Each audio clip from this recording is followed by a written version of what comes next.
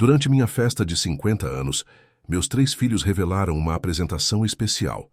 Uma compilação de todos os grandes fracassos da minha vida, narrados pela minha ex-esposa. Ele falhou como marido, falhou como pai e falhou como homem. Eu o deixei porque ele não conseguia me satisfazer de forma alguma.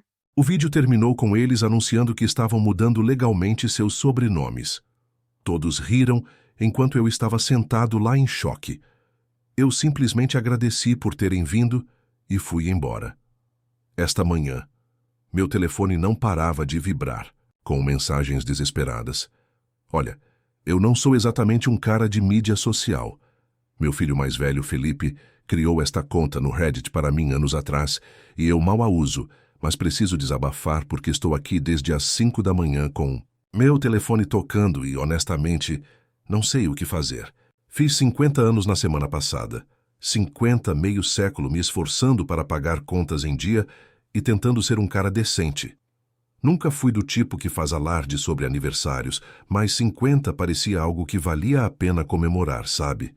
Para contextualizar, me divorciei de Beatriz após 19 anos de casamento. A separação foi difícil quando ela decidiu que eu não era mais excitante o suficiente. Nós temos 3 filhos, Felipe, 29, Ricardo, 26 e Lucas, 23.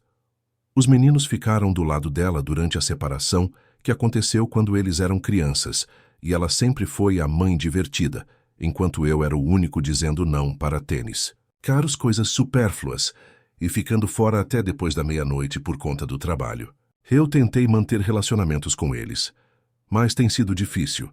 Mensagens de aniversário, ligações de Natal, o almoço ocasional que parecia uma entrevista de emprego onde eu estava constantemente falhando. De qualquer maneira, Felipe me ligou há 3 semanas dizendo que queriam me dar uma festa para os 50 anos de vida. Uma grande surpresa. Pensei que talvez fazer 50 anos os fizesse perceber que eu não estaria aqui para sempre. Talvez essa fosse nossa chance de finalmente consertar as coisas. Idiota de mim, fiquei esperançoso. Até comprei uma camisa nova. Patético, né? A festa foi em um grande salão de festas, local que o amigo de Ricardo administra. Cerca de 30 pessoas apareceram. Alguns velhos amigos da minha vizinhança, alguns primos, alguns colegas de trabalho e, claro, meus filhos e seus amigos. Beatriz também veio, o que deveria ter sido meu primeiro sinal de alerta, mas pensei que talvez ela estivesse sendo civilizada pelo bem dos meninos. Na verdade, eu estava me divertindo bastante na primeira hora. Comida decente, algumas cervejas. As pessoas pareciam genuinamente felizes em me ver o tempo todo. Fiquei pensando em como era bom estar errado pela primeira vez sobre meus filhos, que eles realmente se importavam. O problema com a traição é que não parece um soco no estômago. É mais como perceber, de repente, que você está pisando em areia movediça infinitamente. Por volta das 8 horas, Felipe bateu no copo e disse que eles tinham uma apresentação especial. As luzes diminuíram e eles baixaram esta tela de projetor portátil. Eu estava esperando talvez algumas fotos antigas, você sabe, o tipo de apresentação de slides cafona que as pessoas fazem nos aniversários de 50 anos. O que eu recebi em vez disso foi uma compilação de 20 minutos intitulada Os Fracassos de Gustavo Almeida. Uma vida inteira de decepções. Sim, realmente. Com Beatriz narrando a coisa toda como uma espécie de narração de documentário. Gustavo Almeida. Marido fracassado, pai fracassado, homem fracassado.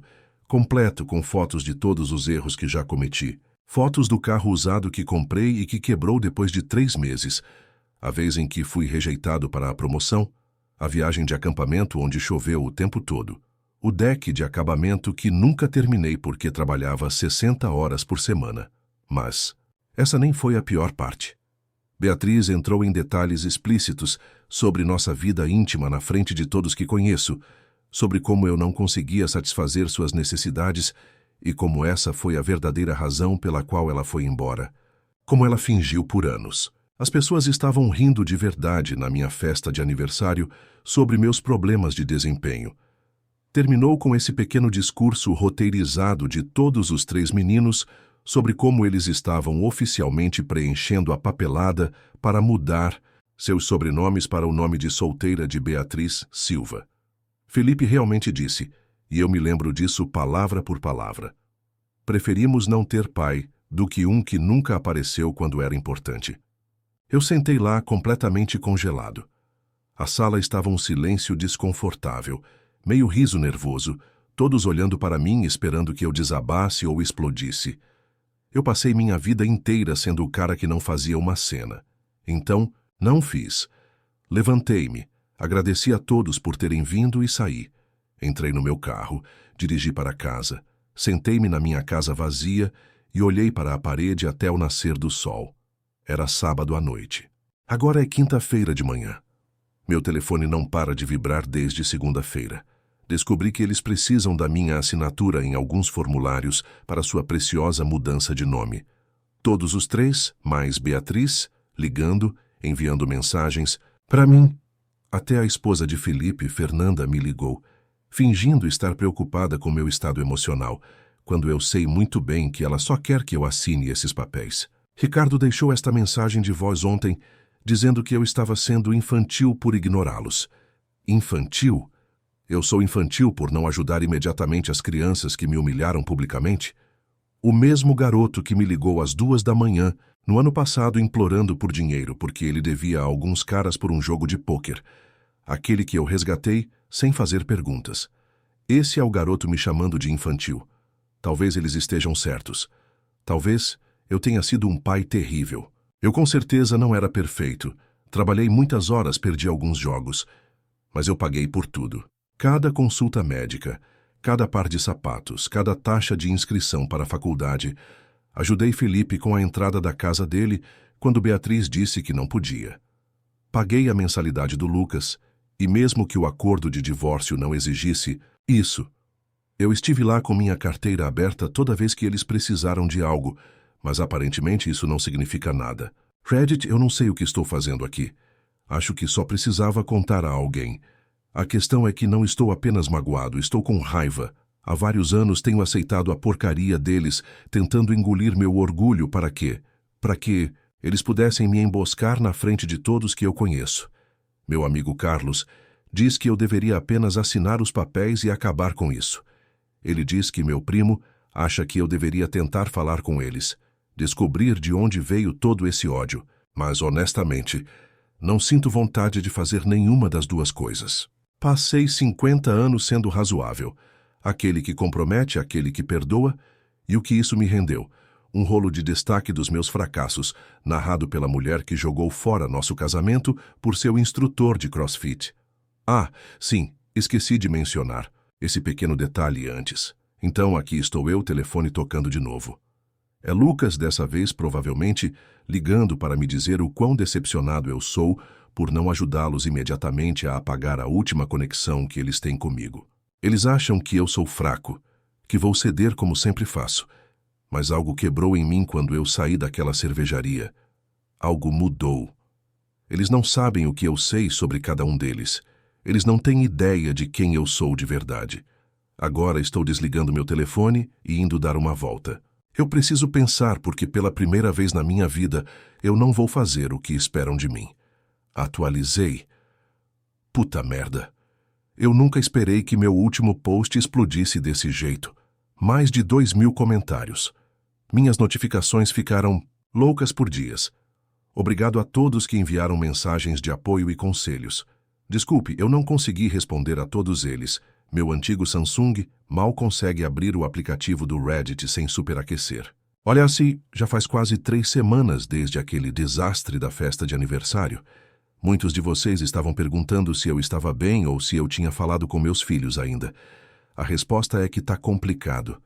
Eu não tenho ficado sentado chorando todas as manhãs, se é isso que você está se perguntando. Eu tenho planejado tudo para a minha primeira semana depois da festa. Eu fiquei completamente fora de contato.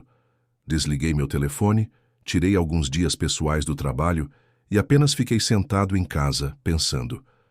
Eu precisava colocar minha cabeça no lugar antes de fazer qualquer movimento. Eu não sou do tipo impulsivo. Nunca fui. Provavelmente foi isso que a Beatriz quis dizer quando me chamou de chato na frente de todo mundo. Seja lá o que for. Aqui está a coisa sobre meus filhos que eu não expliquei completamente em meu último post. Apesar de toda a conversa fiada sobre eu ser um fracasso e uma decepção, todos os três têm sido financeiramente dependentes de mim, de maneiras que nem a mãe deles sabe.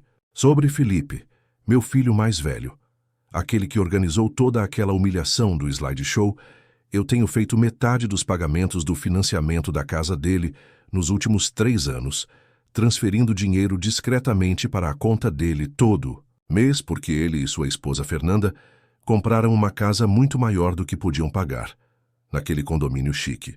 Felipe disse a Beatriz que eu acabei de ajudar apenas com o pagamento inicial.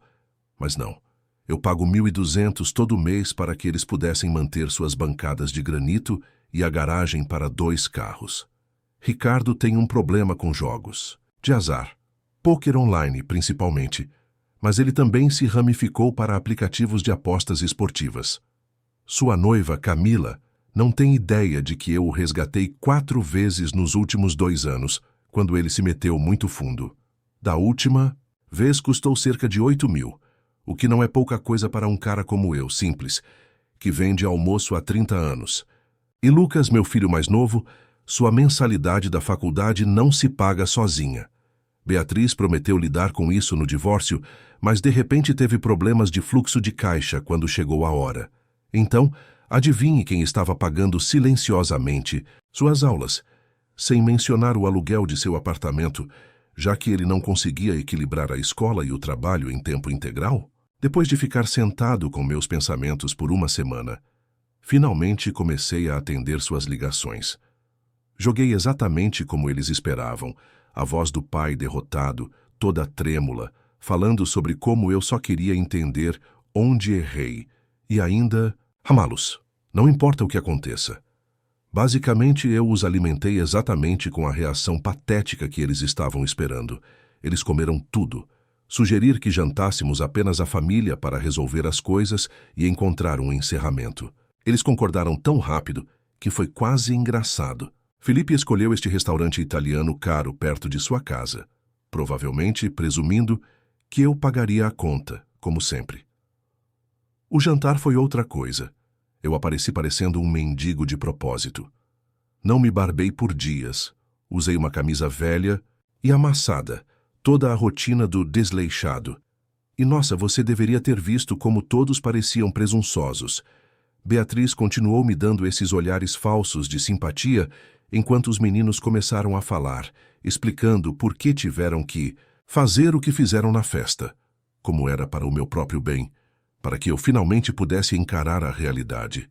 Ricardo realmente teve a coragem de dizer que estava orgulhoso de mim por finalmente assumir a responsabilidade ao concordar em assinar a papelada de mudança de nome, como se ele fosse o pai e eu fosse a criança o tempo todo. Eu apenas assenti, olhei para o meu prato, ocasionalmente enxugando os olhos, como se estivesse segurando as lágrimas por dentro, embora estivesse fazendo anotações mentais de tudo o que eles disseram. Cada comentário cruel, cada olhar condescendente. Toda vez Beatriz ria um pouco alto. Demais das piadas deles, às minhas custas durante todo o jantar, nenhum deles perguntou como eu estava realmente me sentindo. Nenhum deles demonstrou remorso real. Eles estavam lá apenas para coletar minha assinatura e torcer a faca um pouco, mais fundo. Então eu dei a eles o que queriam, assinei os papéis ali mesmo, na mesa. Disse a eles que entendia por que não queriam mais meu nome, que sentia muito por ser uma decepção tão grande. No segundo em que cheguei em casa naquela noite, entrei no meu aplicativo bancário e cancelei todas as transferências automáticas para a conta de Felipe. Depois enviei um e-mail para o meu banco, interrompendo o pagamento que eu havia escrito para a mensalidade de Lucas neste semestre. Finalmente bloqueei o número de Ricardo, para que, quando sua próxima crise de jogo acontecer, ele esteja sozinho. Então, fiz algo que provavelmente deveria ter feito anos atrás. Li meu e-mail e encontrei todas as mensagens de Ricardo pedindo dinheiro para cobrir suas capturas de tela de jogo de suas contas de apostas. Transferências de Veno rotuladas como resgate de pôquer estavam lá. Coloquei tudo em uma pasta, criei um novo endereço de e-mail e enviei tudo para Camila com o assunto "O que seu noivo não está lhe contando?". Isso foi há 3 dias. Desde então, minha vida tranquila se transformou em algo saído de um reality show. Felipe ligou 13 vezes ontem, depois que seu pagamento do financiado não foi feito. Deixou uma mensagem de voz gritando sobre como seu banco enviou um aviso e sua pontuação de crédito foi destruída. Aparentemente, Fernanda está completamente perdida, porque estão hospedando sua reunião de família no mês que vem e agora podem perder a casa. Lucas recebeu um e-mail de sua universidade sobre suas mensalidades não pagas e saldo pendente. Ele está enchendo meu telefone com mensagens, alternando entre culpa e ameaças. Desculpe, garoto. Deveria ter pensado nisso antes de ajudar. A fazer um vídeo me chamando de fracasso na frente de todos os meus amigos. Mas os fogos de artifício de verdade. Ricardo e Camila. Santo céu. Ela veio até minha casa ontem, chorando, me mostrando todos os e-mails e perguntando se eles eram reais. Eu não precisava mentir, apenas assenti. Aparentemente, ela cancelou o noivado e voltou a morar com os pais. Ricardo me deixou esta mensagem de voz desequilibrada às 2 da manhã, me chamando de todos os nomes, dizendo que eu arruinei sua vida e traí sua confiança. A ironia é completamente perdida para ele. Beatriz tem mandado mensagens sem parar, exigindo que eu conserte essa bagunça, porque os meninos estão em crise. Ela realmente escreveu que eu preciso parar de ser mesquinho e pensar na família. A audácia desta mulher que narrou um vídeo de destaque das minhas deficiências sexuais na frente de 30 pessoas. A questão é, Reddit, eu não me sinto mal nem um pouco. Por 8 anos, eu banquei tudo deles, enquanto me tratavam como lixo na minha cara. Eles pensaram que poderiam me humilhar, e eu simplesmente aceitaria, porque sempre fiz. Eles estavam errados. Eu ainda não terminei. Isso foi apenas a primeira fase. Eu tenho mais planejado. Nada ilegal ou violento, apenas mais consequências para suas ações. Eles pensaram que eu era um capacho. Eu não sou. Eu sou o chão prestes a cair debaixo deles. Só tive que compartilhar esta atualização porque muitos de vocês enviaram mensagens de apoio. É bom finalmente me defender, aos 50. Acho que se pode ensinar novos truques a um cachorro velho, afinal. No sábado seguinte, disse a eles para nos reunirmos, resolver algumas coisas e para virem, com fome, porque eu pediria comida.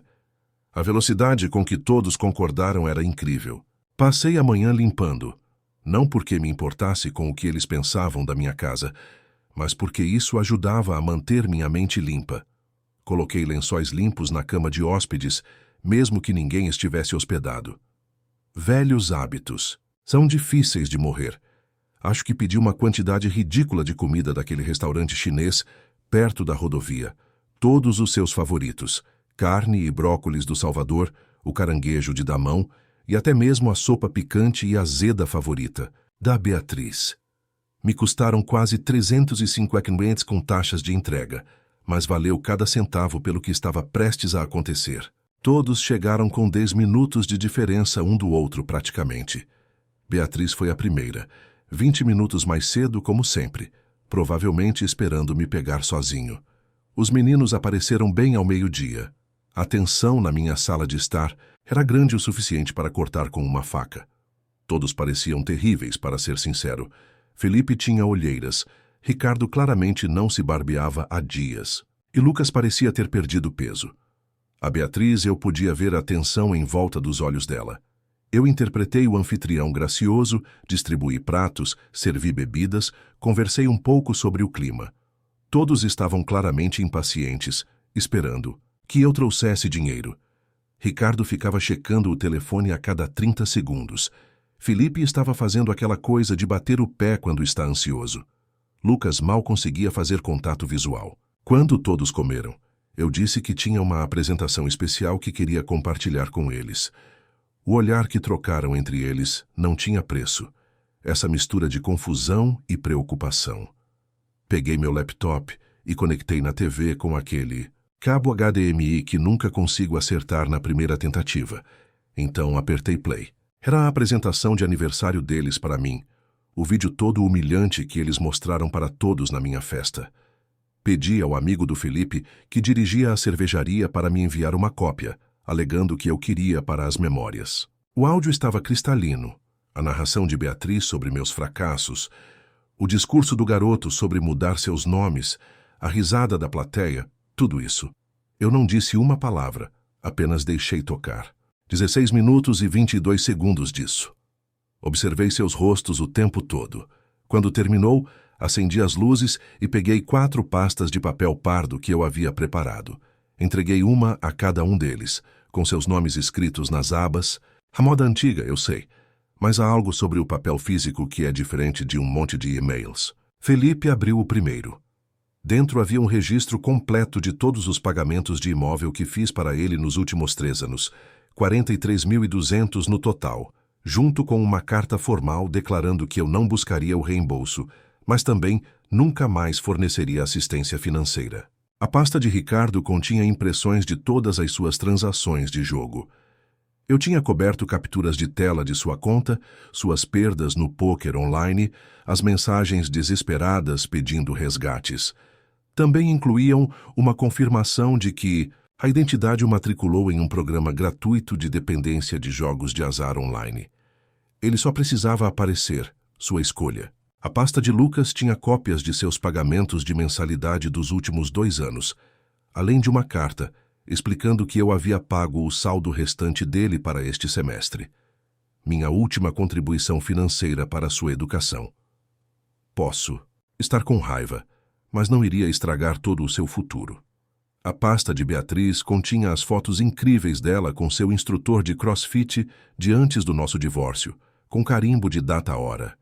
As que nunca usei no tribunal, porque não queria colocar as crianças em um divórcio mais feio do que o necessário. As que provavam que foi ela quem quebrou nossos votos primeiro, não eu. Enquanto eles estavam sentados ali, folheando seus pacotes de evidências personalizados, expliquei calmamente que também tinha vendido a casa que herdei dos meus pais, aquela que todos presumiram que um dia assinariam os papéis. Na semana passada consegui um preço decente neste mercado. Então eu peguei um último documento, minha papelada oficial de mudança de nome. Sim, se eles não quisessem mais meu sobrenome, eu decidi que também mudaria para o nome de solteira, da minha mãe, com efeito imediato. O silêncio naquela sala era outra coisa. Felipe começou a tentar explicar como o vídeo era apenas uma piada que foi longe demais. Ricardo continuava dizendo que eles estavam apenas tentando me motivar a fazer melhor. Lucas, na verdade, começou a chorar, o que quase me quebrou. Quase. Beatriz tentou uma abordagem diferente. Começou a falar sobre como poderíamos trabalhar nisso como uma família e como todos cometem erros. Ela realmente pegou minha mão, mas eu a afastei. Eu disse a eles que eles eram bem-vindos para ficar e terminar sua comida, mas nossos negócios estavam concluídos. Então eu me levantei, peguei minha jaqueta e disse a eles para trancarem a porta quando saíssem. Enquanto eu estava saindo, Felipe perguntou para onde eu estava indo. Eu disse a ele que tinha um encontro para almoçar, o que era verdade. Estou saindo com uma mulher chamada Catarina há algumas semanas. A conheci em um grupo do Facebook para entusiastas de caminhadas com mais de 40 anos. Ela é divorciada e tem filhos adultos que realmente a respeitam. Estamos indo devagar e encerramos a nossa reunião ali. Já se passaram 24 horas desde então. Meu telefone está estranhamente silencioso. Apenas uma mensagem de texto de Lucas perguntando se poderíamos conversar em particular algum dia. Provavelmente direi que sim. Eventualmente, ele é o mais novo e provavelmente está apenas seguindo o exemplo do irmão. Atualização do Reddit. Não estou dizendo que lidei com tudo perfeitamente. Não estou dizendo que cortar meus próprios filhos não dói. Porque doí demais, mas pela primeira vez em 8 anos, sinto que não sou apenas o caixa eletrônico ou o saco de pancadas emocional de alguém. Tenho uma viagem de acampamento, de férias planejada no mês que vem. Sempre quis ir. Nunca fui porque Beatriz achava que acampar era coisa de pobre.